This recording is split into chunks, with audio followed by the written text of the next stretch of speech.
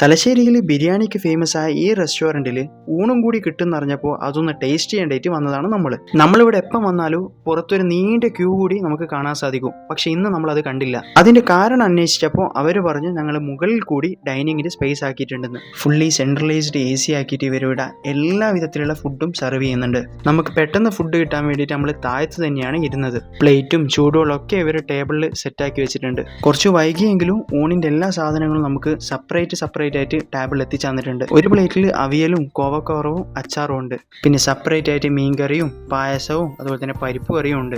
പിന്നെ നമ്മൾ കാത്തിരുന്ന ചോറും നമ്മൾ പ്ലേറ്റിലേക്ക് അവർ സെർവ് ചെയ്യാൻ തുടങ്ങി. നമ്മൾ സ്റ്റാർട്ട് ചെയ്തത് മീൻകറിയിലായിരുന്നു. അതിൽ തന്നെ പീസും ഉണ്ട്.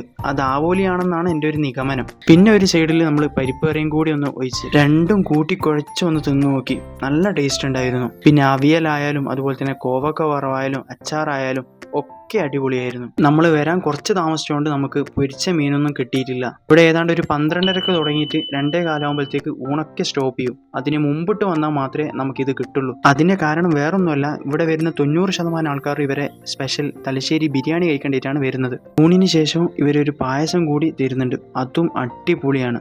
ഈ ഊണിന്റെ വില വെറും 60 രൂപയാണ്. അപ്പോൾ ഈ സ്പോട്ട് വരുന്ന വേറെ എവിടെയല്ല, നമ്മുടെ തലശ്ശേരി പുതിയ ബസ് സ്റ്റാൻഡിലുള്ള റാറാവിസ് ആണ്.